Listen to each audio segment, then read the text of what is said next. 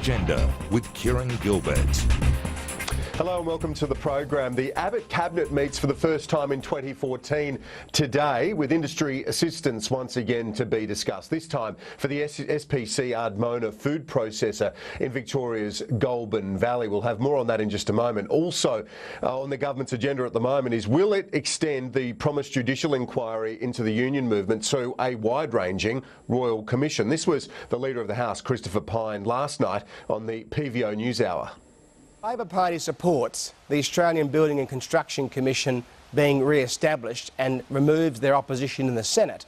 That would go a long way, I think, to convincing the Australian public that there was going to be a strong policeman on the industrial beat, making sure that the $6 billion of savings that was achieved under the Howard government when the ABCC was in place can return. But if Labor continues to block it with the Greens in the Senate, then it makes an argument for a Royal Commission stronger, and I don't think that Labor and the Greens would really want that. And with me on the program this morning, the Parliamentary Secretary to the Opposition Leader, Jim Chalmers, and here in the Canberra studio, Liberal MP Dan Tehan. Good morning to you both. Dan, first to you, I want to ask you about the SPC Ardmona debate that's going on in the Cabinet today. It doesn't look like that further $25 million that the company wants will be forthcoming. Morning, Kieran. Look, the Cabinet will obviously consider that. It'll get all the details and all the facts put on the table. We saw the Treasurer out last night on the 7:30 report saying that there would have to be a pretty compelling case put for the government to deliver the $25 million. Obviously, CocaCola Amatil made a substantial profit in the last 6 months of this year. So what the Cabinet will obviously consider is all the facts. There are downstream impacts potentially for fruit growers, which will also have to be taken into consideration. So they'll weigh all that up. The important thing is the Cabinet will take a methodical approach to this. This won't just be a knee-jerk reaction. This will be something which will be considered in detail and then obviously a decision made. You allude to the Joe Hockey comments. Let's recap them for our viewers now. Joe Hockey last night on the ABC. If we're asking the Australian people to help the government to live within its means, then corporate Australia must also follow. And the parent company of SPC Ardmona, CocaCola Amatil, which is an Australian company, in the first 6 months of this year had a profit of over $215 million for 6 months. And yet there is a request for $50 million of taxpayers' money. I think you can understand why we are being very cautious, very careful about handing out taxpayers' money to companies that are profitable, let alone companies that aren't profitable. Jim Chalmers, that's all fair enough from the Treasurer last night. If the parent company's making profits, why should taxpayers have to stump up? Well, today, Kieran, in a very real sense, is D-Day for a lot of workers in the Goulburn Valley and right through regional Victoria. I think that they'll be waiting with bated breath to hear what the story is out of Cabinet today. I think they're right to be concerned. The Abbott government's shown a fairly callous disregard for Australian jobs in the months that it's been in office. Charmaine Stone was on the radio this morning saying that this decision was a no-brainer. So you can see the difference between her comments and Joe Hockey's comments. There is a very real split in the coalition government. They don't really know which side of this argument they're on, but the Australian people have a sense and a suspicion that they're not on the side of Australian jobs, and I would agree with them. Yeah, but Jim, the point is, should governments be still in the business of picking winners, particularly when you're not talking about an unprofitable parent company, one which has got more than, made $215 million in profit in the last year. If they've got an economic growth plan, why don't they fund it themselves? I do think that every request for assistance needs to be looked at very carefully. I do agree with that.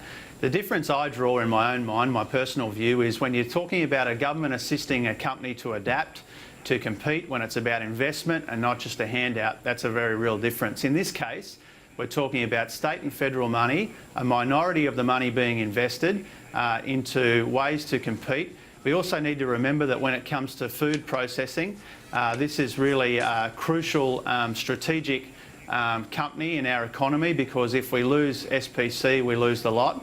And I think all those sorts of things should come into consideration. And just on industry assistance more broadly, I mean, Dan, who's on the program today, in 2011, when 17 jobs were at risk at a furniture factory in his electorate, he wrote to the government asking for government assistance. We're talking in this case about 2,050 jobs on one assessment. So I do think that the scale, the nature of the investment, the benefits for Australia should all be taken into account. Okay, let's get Dan's response to that. And Dan, I also want to sort of extrapolate from that and ask you about, you know, your area of Wannon in regional Victoria. It's not next to Shepparton where the can processing centre is, but still there'd probably be some flow-on effects to your region alone, wouldn't there? Well, in terms of producers, food producers and so on? Look, Kieran, the important thing is we do need to be value adding to our agricultural producers, but we need to do it in a sustainable way. And we can't just have government coming in and providing handouts to companies which are profitable. Obviously, we went through some difficult times with the dairy industry last year, and there were calls from certain sectors for assistance there. But what we've seen is we've had an excellent season in the dairy industry this year.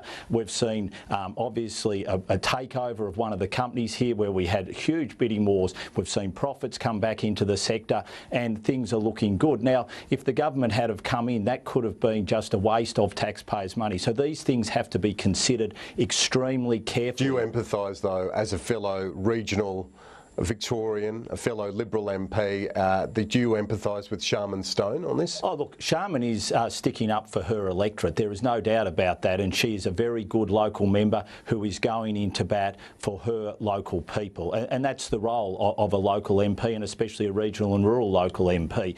What the Cabinet has to decide is the broader implications of this, whether there will be flow-on effects, what precedent setting does this decision potentially lead to, because there might be other companies which are coming to government saying, well, we need help, we need assistance. Now, the company that was mentioned before, the 17 workers, that was a particular case. Those people were on assistance for the disability assistance programs, and that is why I appealed for the government for some assistance there. It was completely different to what the case we're facing here, which is 25 million from the federal government, 25 million for the state government, for a company which made 215 million in the last 6 months of this year. But it doesn't sound a lot when you're talking the broader budget, $1 trillion budget, 25 million to help a company adapt, as Jim Chalmers pointed out. It doesn't sound like a bailout as such. It's more that the company says it's a growth plan, investing in new equipment, product lines and so on. Should that be seen differently to the old-style bailouts that we have seen in the past? Well, the problem is that there are companies, large, medium-sized, small, who are all looking for investment to potentially change and innovate. Now, where do you draw the line? Where does government come in and say, yes, we'll give it here, no, we won't give it there? And they are the things that Cabinet will think about and decide. I mean, what we saw with the previous Labor government was that willy-nilly they were prepared to splash the cash around. That's why we have a huge budget deficit. That's why we have huge government debt, and this is what we have to make sure that we live within our means, and this will be all the things that Cabinet will be considering today. All right, let's move on to the unions now. A Royal Commission looking increasingly likely. This was Chris Bowen, the Shadow Treasurer, on the Richo program last night. His thoughts on the prospect of a Royal Commission into the construction industry. It wants to have an inquiry. Well, let's see the terms of reference. We've got the Crime Commission with very strong powers. We've got the New South Wales and Victorian police forces with very strong powers. I understand that the CFMEU has written to those police forces offering cooperation. If the government feels there's more over and above that which is necessary, well, let's see the terms of reference. Let's see what the agenda is. If it's a genuine attempt to deal with corruption, well, fine. But if it's not, if it's a political agenda, well, we're not going to be having a part of that. Dan, Tehan, should the government not empower the authorities we already have and save the tens of millions of dollars that would be spent on a Royal Commission. Well, it's interesting what Chris Bowen had to say there, that he is opening the door for the Labor Party to support terms of reference which would look into this type of corruption. And we've seen on the front pages today more examples of it. We're obviously seeing worryingly implications that organised crime have infiltrated potentially some of these unions. So this is incredibly concerning. The first thing we need to do, as the Prime Minister has said, as the Treasurer has said, is get the Australian Building Commission up and running again. That is the best way to do it. That is what the Labor Party should support. And this is becoming a bit of a test for Bill Shorten and his leadership. Is he prepared to stand up to the union movement on something which is in the interests of the nation? I'll get to Jim on that. I'll get to Jim on that in just a moment. But on the Royal Commission, is it really needed when you've got the Crime Commission, you've got the police, federal and state? Why do you need to go into a Royal Commission instead of a judicial inquiry? Well, the judicial inquiry and Royal Commission, a judicial inquiry is almost a form of a Royal Commission anyway. So what we need to do is, if these allegations keep coming and we keep seeing more and more of them, then obviously the Australian public are going to want something done about this. Jim, this is increasingly a test for Bill Shorten, the Building and Construction Commission. It seems like the government has got a fair bit of material to work with, and that keeps flowing over the last few days. Jim Chalmers, in their argument, their case for a return to that industry watchdog. Look, if these allegations are true, they are disgusting, they're disgraceful, they're deplorable, and if people are found guilty, the authorities should throw the book at them. That's the first point. That's the most important point. The discussion around all of these other things, the Building and Construction Commission, the Royal Commission, all of that, it really ignores the fact that this is a matter for the police. If the coalition government are saying that the police don't have the skill or the powers to investigate these allegations fully, they should just say so. There is right now a police investigation which is appropriate. There is a Fair Work Building and Construction component in the legislation.